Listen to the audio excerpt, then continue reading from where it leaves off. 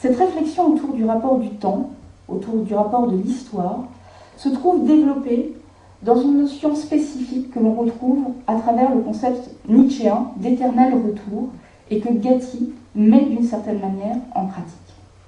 L'éternel retour de Nietzsche a fréquemment été interprété comme un temps cyclique, qui refuse le temps irréversible et le temps inéluctable légué par le christianisme. Un temps qui nie le passé, aussi bien que l'avenir, l'attente ou l'espérance, en bref, le sens de l'histoire. La lecture classique faite de cette théorie de l'éternel retour a été celle du nihilisme, de l'éternel retour du même, du refus en fait du changement, du progrès. Selon cette lecture, face à l'absurdité du monde, l'individu, écrasé par une nature indifférente à sa propre existence, devrait se satisfaire de son destin, se défaire de toute quête du sens, de toutes les illusions humanistes, soit les illusions d'une histoire humaine, capable par la religion, la morale, la science, la technique, de dominer le cosmos, d'en devenir le centre, de l'humaniser et de lui donner une signification. Le naturalisme de Nietzsche a été souvent suspecté, ce refus de distinguer l'homme de la nature, de reconnaître la dimension transcendante et symbolique de l'être humain créé par Dieu et appelé par lui à s'engager et à engager le monde dans l'histoire de son salut. Plus que ces derniers éléments, le fatalisme et le refus du libre arbitre, qui oblige l'homme à être responsable de ses actes et à en rendre compte devant Dieu ou devant des tribunaux, ou encore devant une bonne morale qu'on lui inculque, a été particulièrement mal reçu. Enfin, l'opposition à la mémoire, cette obligation morale, ce devoir, sans lequel il serait a priori impossible de construire une histoire, avec un passé dont on se souvient, un présent où l'on se souvient, et un avenir que l'on prépare par ce souvenir, fut un des points sensibles lorsque l'on parle justement de l'éternel retour de Nietzsche. Nietzsche, comme les libertaires, comme Gatti lui-même, refuse ce que l'on entend généralement par mémoire et prône un présent intempestif. Ils affirment en fait une autre liberté, une autre conception du temps, une autre culture de l'homme, libérée des pièges de l'humanisme moderne, où la liberté est devenue synonyme de libéralisme, où la culture est devenue une culture commerciale, et la mémoire, le réservoir de culpabilité. En ce sens, que ce soit pour Nietzsche, pour les libertaires, dont Gatti, le devoir de mémoire, l'histoire et le temps, tels qu'ils sont donnés à voir, conduit en réalité au déterminisme, où au nom du souvenir à partir duquel on fonde son présent et son avenir, l'homme est avant tout invité à reconnaître son impuissance sur le temps qui le fait vivre, et à s'en remettre définitivement à la transcendance. Le passé n'est plus, le futur n'est pas encore, et le présent passe, sans autre réalité que ce passage incessant, fugitif, insaisissable, sans contenu, où pour exister l'homme ne peut que se souvenir de ce qu'il n'est plus, pour répondre de ce qu'il fut, de ce qu'il est, devant une sorte finalement de morale, de tribunal divin, seul juge a priori de son avenir. L'Enclos, film de Gatti, premier film de Gatti, en est un bon exemple, me semble-t-il, de cette opposition au réservoir des culpabilités, conduit par ce que l'on entend donc habituellement par ce devoir de mémoire. Gatti, dans son film, ne s'en tient pas à un réalisme documentaire consistant à témoigner de l'horreur des camps. Il pose un problème éthique, ne pas rabaisser l'homme de nouveau, ne pas le représenter exclusivement comme victime, comme humilié. Prenant le parti pris de la fiction, l'auteur refuse la résignation sur les événements véhiculés par les documentaires Sépulture commémorant la mémoire des déportés. Comme le dit le personnage de Karl, le communiste allemand de l'Enclos, ici ce n'est pas l'homme qui compte, c'est sa lutte. La double confrontation du réalisme et de l'allégorie, du théâtral et du cinématographique, intervient ici comme un moyen de confronter l'histoire avec un grand H à l'utopie. Recherche fondamentale de l'écriture gattienne, cette dialectique est particulièrement sensible dans l'ensemble des scènes se situant à l'intérieur de l'Enclos, donnant à voir l'évolution des rapports entre le juif David et l'antifasciste Karl. Le montage alterné, le jeu sur le champ et le hors-champ, le cadrage, le traitement des corps, mettent en parallèle cette action collective de solidarité et ce sentiment de fraternité qui court durant tout le film. Gatti affirme une nouvelle dimension, celle, dit-il, de l'homme plus grand que l'homme. Il s'opposera aussi à la culture de cette mémoire du passé, de l'histoire, du temps, qui ressemble à un tombeau où l'humanisme moderne enferme l'individu pour mieux le soumettre. Cette conception qui déprécie la vie et la force, et qui déprécie aussi la force des êtres qu'elle domine, permet de priver l'homme de toute initiative propre, dans le temps qui lui appartient, en créant dans sa conscience l'accablement dû au souvenir, souvenir que l'on ne peut plus changer et dont on est éternellement responsable, l'accablement dû au regret et à la culpabilité infinie. Comme l'expose Gilles Deleuze pour l'éternel retour nietzschéen que partagent donc Gatti et les libertaires, seul compte l'instant présent. L'instant comme synthèse du temps, à la fois présent-passé, présent-avenir. Il s'agit de faire revenir le passé qui ne soit plus pris comme un souvenir inaltérable, mais que le temps passé soit revécu au présent, dans le réel du présent, qu'il puisse être repensé, refait, modifié. Ce présent passé peut alors libérer l'homme de ses culpabilités envers l'histoire, en repensant le temps, en le retransformant, en faisant une réalité présente, dont le sens peut être redéfini. Il ne s'agit plus de la conception marxiste du sens de l'histoire. Faire en sorte de ne pas être esclave de ce passé, donner une seconde chance aux vaincus de l'histoire. Tels sont donc les possibles exploités par l'écriture de Gatti dans l'ensemble de son œuvre, théâtrale, cinématographique. Ainsi trouve-t-on cette démarche dans le champ public devant le champ électrique à travers une problématique. Comment faire en sorte qu'une pièce de théâtre sur les anarchistes, Sacco et Vanzetti, ne les fasse pas mourir une seconde fois? Nous avons l'art pour ne pas mourir de la vérité, dira Nietzsche. Gatti crée pour ne pas subir cette soumission au temps et à l'événement. Le cinéma, comme les autres arts, est un maquis fait pour contrer toute vérité conçue comme destinée. Car pour Gatti, il n'y a pas de vérité absolue. Il n'y a pas de vérité objectivable extérieure à l'individu.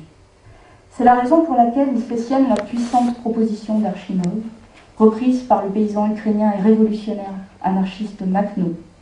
Prolétaires du monde entier, descendez dans vos propres profondeurs, cherchez-y la vérité et créez-la, vous ne la trouverez nulle autre part. L'application de cette œuvre au noir est visible, notamment dans Le Lion, sa cage et ses ailes, entre autres expériences cliniques collectives, permettant aux ouvriers émigrés de chez Peugeot de prendre en charge leur propre histoire, à travers la réalisation de leurs scénarios géorgiens, yougoslaves, polonais, espagnols, marocains, italiens.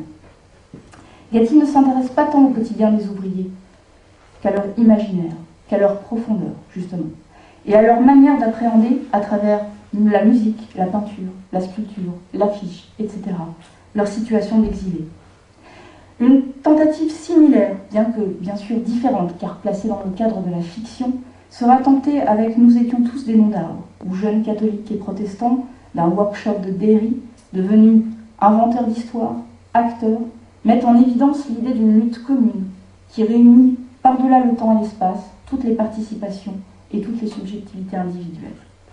Est-ce qu'on peut passer le premier extrait? Il s'agit donc de la difficulté d'être géorgien, donc un des épisodes du Lion, sa cage et ses ailes.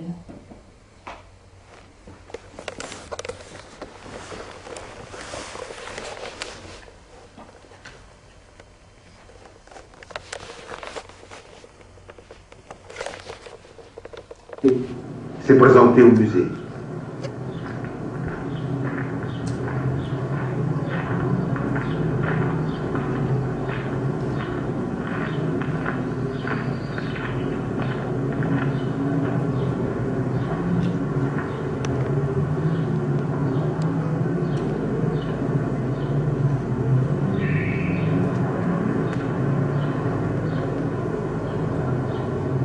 Il apportait le premier scénario de l'histoire du cinéma, sculpté plan par plan sur la poutre d'une maison en démolition. Premier scénario, il est prêt. Le groupe Kartveli présente la difficulté pour un Géorgien d'aujourd'hui à ne pas être du XIIe siècle.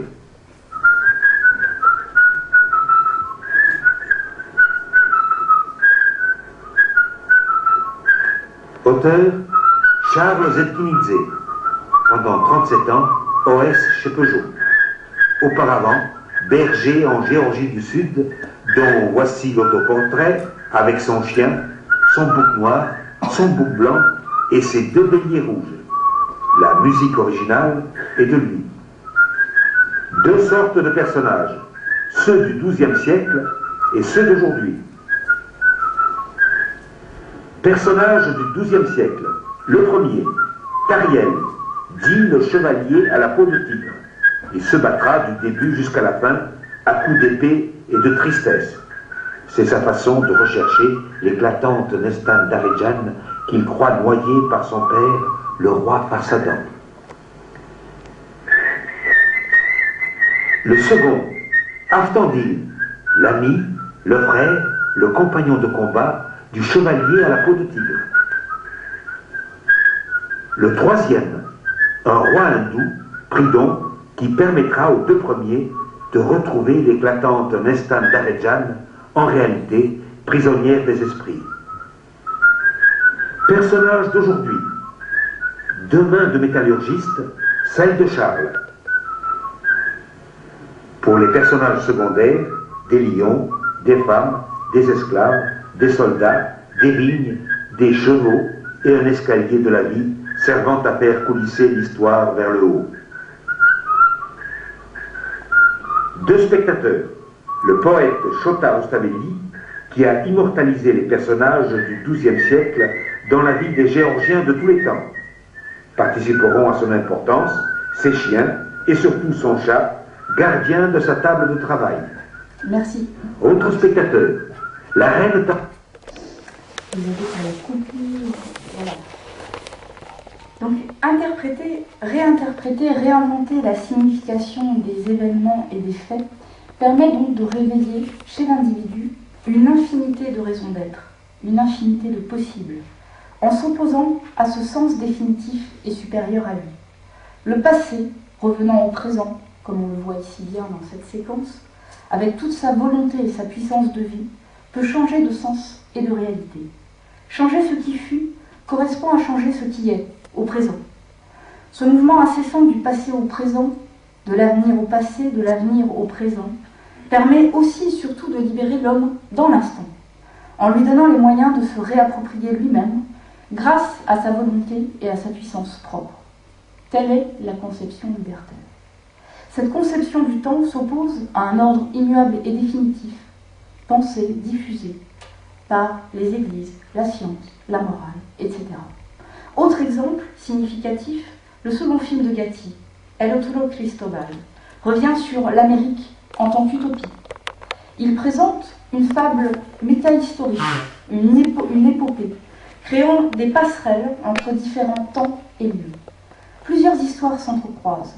Le parcours d'Augusto Gatti en Patagonie, symbolisé par le motif de la baleine, la découverte de Christophe Colomb, la révolution cubaine en marche, etc.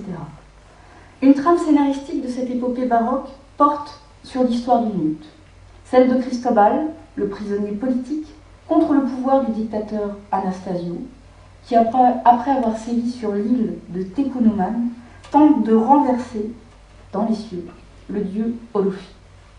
Parce qu'il refuse de séparer ou d'opposer réalité et idée, parce qu'il refuse d'autonomiser les représentations, qu'elles soient du domaine des signes ou des images, Gatti réalise, grâce à ses figures mythologiques, symboliques, imaginaires, la manifestation des possibles dont le réel est porteur, dans l'histoire de son salut.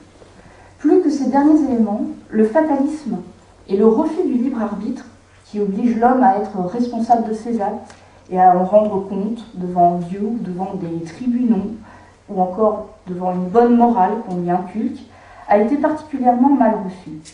Enfin, l'opposition à la mémoire, cette obligation morale, ce devoir, sans lequel il serait a priori impossible de construire une histoire, avec un passé dont on se souvient. Cette réflexion autour du rapport du temps, autour du rapport de l'histoire, se trouve développée dans une notion spécifique que l'on retrouve à travers le concept nietzschéen d'éternel retour et que Gatti met d'une certaine manière en pratique. L'éternel retour de Nietzsche a fréquemment été interprété comme un temps cyclique, qui refuse le temps irréversible et le temps inéluctable légué par le christianisme. Un temps qui nie le passé aussi, de toutes les illusions humanistes, soit les illusions d'une histoire humaine capable par la religion, la morale, la science, la technique, de dominer le cosmos, d'en devenir le centre, de l'humaniser et de lui donner une signification. Le naturalisme de Nietzsche a été souvent suspecté, ce refus de distinguer l'homme de la nature, de reconnaître la dimension transcendante et symbolique de l'être humain créé par Dieu et appelé par lui à s'engager et à engager le lien, un présent où l'on se souvient et un avenir que l'on prépare par ce souvenir, fut un des points sensibles lorsque l'on parle justement de l'éternel retour de Nietzsche.